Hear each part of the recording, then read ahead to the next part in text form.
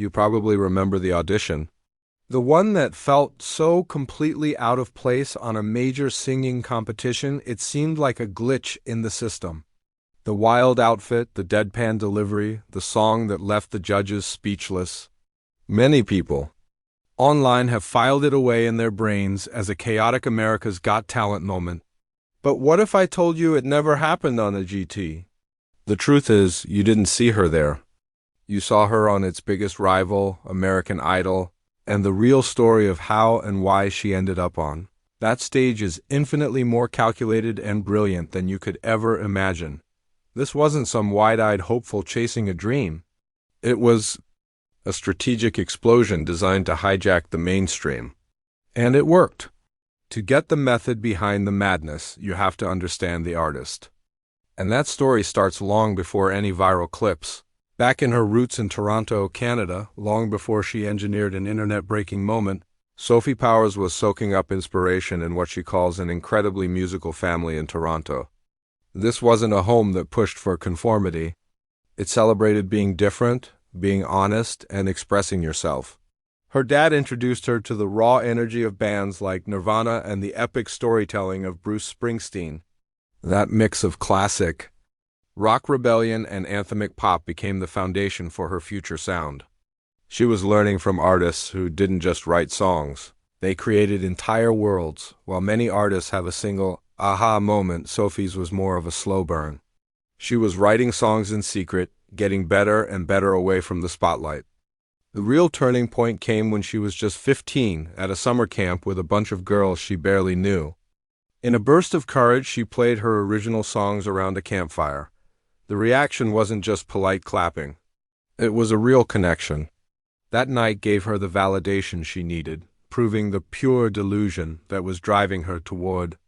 Music wasn't so delusional after all. That campfire performance lit a fire under her. With the full support of her parents, who saw her drive and unique talent, Sophie made a move that would sound insane to most teenagers. She switched to online school. This wasn't about dropping out. It was about leveling up. She was trading the classroom for the studio to pour every second she had into her music. This all led to an even bigger jump. At just 16 years old, in the middle of a global pandemic, Sophie Powers packed her bags and moved to Los Angeles all by herself. Think about that for a second. A 16-year-old leaving her country and her family to dive into the cutthroat LA music scene completely alone. She moved into a house of musicians and just got to work. It shows a kind of focus and ambition that's incredibly rare. This wasn't a whim. It was a career move from a teenager who was already thinking like the CEO of her own brand. She spent her time writing and producing, collaborating with people who saw her potential. She wasn't waiting for a lucky break, she was building her career, brick by brick, long before any TV camera was pointed at her. This is where she developed the resilience and unapologetic vision that would later stun millions. She was already a fully formed artist on a mission to create music that makes people feel powerful and to bring real, raw emotion back to pop. She also dove into her passion for fashion, knowing that her look was just as important as her sound. She designed her own outfits, working with a seamstress to create a vibrant, hyper-real, anime-inspired aesthetic. It was all part of the package. Sophie Powers wasn't just making songs. She was building a universe. And she was about to find the perfect, most unexpected way to invite the whole world in. To understand what happened on that American Idol stage, you have to know that this was no accident. The show's producers are always scouting for unique talent, and Sophie's online presence with her funny, satirical songs was gaining traction. When the opportunity to audition arose, Sophie, ever the strategist, saw her shot. She called it a random side quest, a chance to do something legendary, ironic and totally unforgettable, especially since she's Canadian. But here's the thing, this was never about winning. It was about creating a moment. It was a marketing masterclass disguised as a reality TV audition. She walked onto the stage in March 2025 for season 23, and right away, everything about her was designed to be memorable. She was wearing a cropped pink puffer jacket and mint green pants, covered in boughs and flowers. And then there was the band-aid across her nose. It was a simple, strange detail that got everyone talking online. Was she hurt? Was it a statement? Sophie later explained it was a branding choice. In a world where she was constantly changing her look with wigs and wild outfits, the band-aid was the one thing that stayed the same. It was a small but brilliant piece of marketing. She stood before the judges Carrie Underwood, Lionel Richie, and Luke Bryan. With a little smirk, she announced she'd be performing an original song. "This song," she said with total sincerity, "is a tearjerker for sure. What came next was ... that. The song was called STFU, and it was a masterpiece of spoken word satire. It started with a completely random story. I had a pet lizard named George. He was cool, but he made me really bored. So I gave him to my mom, and she loves him very much because animals are better than people." The judges just looked at each other, confused. You could hear the crew laughing off camera. From there, the song exploded into a fast, bleep-filled chorus listing all the things she wished would just shut up. Karens, shut the F*** K up. Vegans, shut the F*** K up.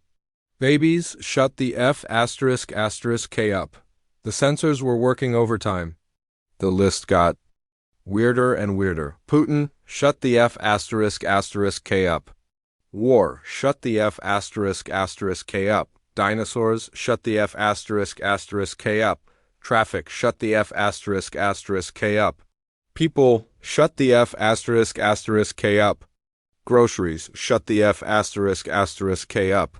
The judges' reactions were priceless. Lionel Richie looked absolutely mortified. Luke Bryan was cracking up, joking that his wife would play the song for him every night and that she should have added, "Luke, shut the F*** K up" to the lyrics. Carrie Underwood seemed genuinely intrigued, trying to make sense of the chaos. "You clearly got a thing going," she said. "You are interesting. Obviously, in the context of American Idol, I don't know where you would fit in here."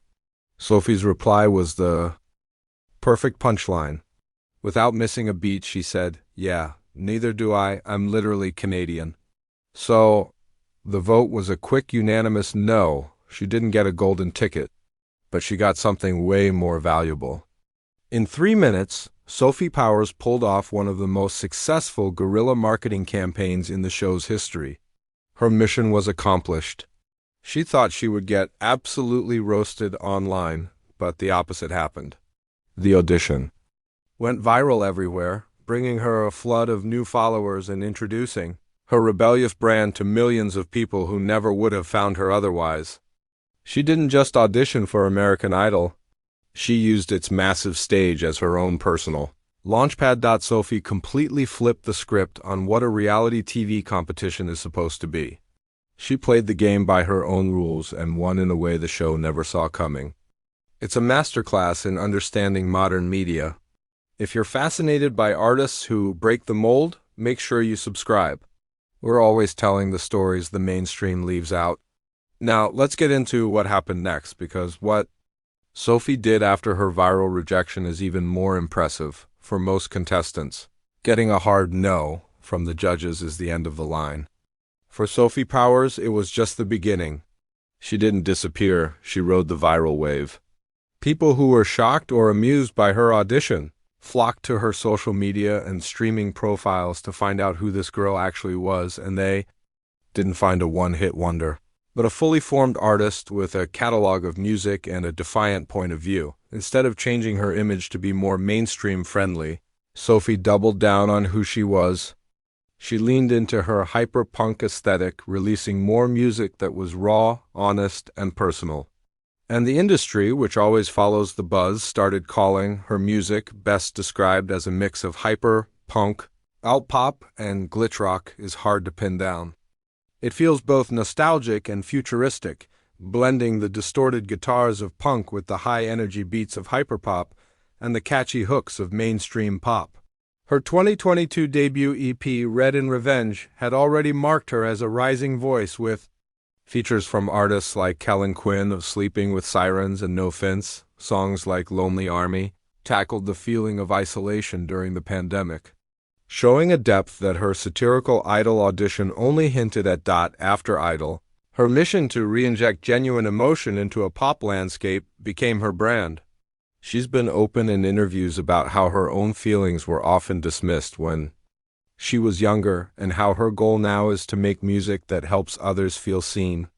Her lyrics are direct and unfiltered, exploring mental health, societal pressure, and relationships in our hyper-connected world. On her Atlantic Records debut single, Nosebleed, she sings in a snotty deadpan, "We don't care at all, and we feel nothing even though we feel it all," perfectly capturing a generational mood. Her evolution continued into 2025. The single Move With Me showed a darker, more raw and nihilistic sound, exploring the challenge of finding a partner who can keep up with her life as a music artist, fashion designer, and 20-year-old bisexual girl boss. She followed this with a series of singles like Goals and Head Empty No Thoughts, proving her versatility, and her success isn't just in the studio. She's become a powerhouse live performer, touring with acts like Waterparks and Carly Hansen, and playing festivals like Slam Dunk Fest. She's had billboards with her face on them in her hometown of Toronto, and has been praised by publications like Alternative Press and *KERRNG. Asterisk, who called her the next poster girl for femme attitude in out music. All of this led to her signing a major record deal with Atlantic Records.